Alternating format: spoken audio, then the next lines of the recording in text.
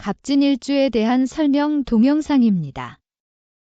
갑진일주의 물상은 대지에 뿌리를 내린 큰 나무라고 하며 좌청룡 우백호를 대표하고 있습니다.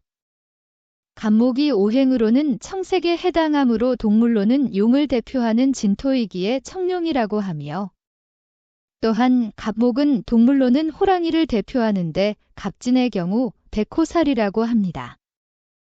그래서 청룡과 백호의 기운을 타고났다고 합니다.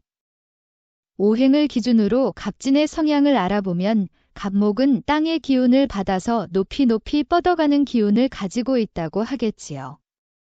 그래서 리더십이 있고 일을 잘 벌리는 성향을 가지고 있다고 합니다.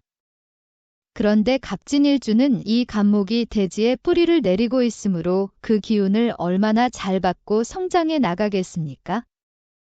뿌리 깊은 나무는 가뭄을 타지 않는다고 합니다.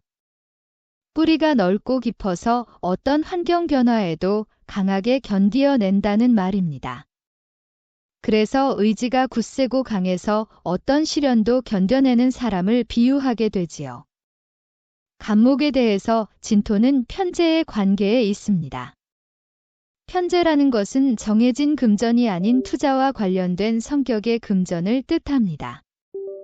즉, 계획된 조건에서 저축을 통한 재산 증식보다는 투자 혹은 투기를 통해서 재산 증식을 선호한다고 보겠습니다. 항상 좋은 일에는 막아 낀다고 합니다. 갑진일주가 주의해야 할 것은 모든 일에는 반드시 흥망성쇠가 있는 것이라 투자를 하더라도 환경 변화에 적절히 준비하고 대비할 수 있는 여유가 있어야 합니다. 하지만 갑진일주는 뻗어가는 기세가 워낙 강해서 본인이 그 추진력을 제어할 의지가 없기에 주변의 도움이 반드시 필요하다고 하겠습니다. 갑진은 백호살이라고 합니다. 백호살이란 무조건 흉신으로 볼 것은 아니라고 하지만 백호살이 있으면 반드시 몸을 상하거나 크게 변화를 겪을 운이라고 합니다. 그래서 더욱 조심할 필요가 있다는 것입니다. 갑진일주를 가진 사람은 기세가 강한 사람이 많다고 합니다. 갑진은 양의 기운 중에서도 가장 강한 양양의 기운을 가지고 있으니 사주에서 음양의 조화를 위해서는 음의 기운이 있으면 좋을 것 같지만 갑진의 기운이 워낙 강하기 때문에 음의 기운이 기세를 펴지도 못하고 오히려 억눌려서 불행해질 수도 있습니다. 강한 기세를 견제하기 위해서는 편관을 찾아서 이용하는 것이 좋다고 하겠습니다. 그래서 갑진일주에게는 천간의 경금이나 지지에 신금이 오는 대운과 세운에서 본인의 운세를 찾아보는 것이 좋을 것 같습니다. 편관은 육친으로는 자식에 해당합니다. 만약 편관이 시주에 있다면 나이 들어서는 자식에게 물려주고 의지하는 것도 좋겠지요. 갑진일주에게 적합한 직업군으로는 사업가의 기질도 있으며 또한 금전과 관련된 사주이므로 금융과 관련된 자산 운용가와 같은 직업군을 생각할 수 있겠습니다.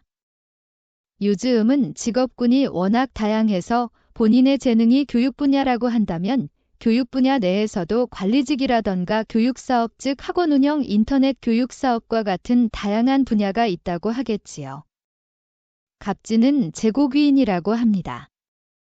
재고귀인이란 재물을 곳간에 가득 쌓고 있는 귀인을 뜻하는데 갑진의 배우자궁이 편재라 편재는 남자에게는 부인을 뜻하게 됩니다. 재고귀인의 역할이 부인이라면 부인 덕에 넉넉하게 생활할 사주일 수도 있습니다. 그런 경우 남자는 종이 호랑이가 될 수도 있으니 의존하는 일이 있더라도 적당히 조절할 필요가 있겠지요. 갑진일주는 성격도 서글서글하고 말하는 것도 시원시원하지만 고집도 세다고 합니다. 중요한 일을 할 때 독불장군과 같은 성격이 나온다면 본인이나 주변의 가족들이 모두 어려움에 처할 수도 있는 일주이기에 항상 주변의 말을 잘 듣고 추진하는 것이 좋을 듯 합니다. 세상에 좋은 사주란 없습니다. 사주와 운이 좋지 않더라도 그 사주나 운을 이겨내면 그 사람에게는 더 큰 좋은 운이 다가오는 게 바로 세상 이치인 것 같습니다. 운은 돌고 도는 것이라고 합니다. 인생에는 3번의 기회가 온다고 합니다.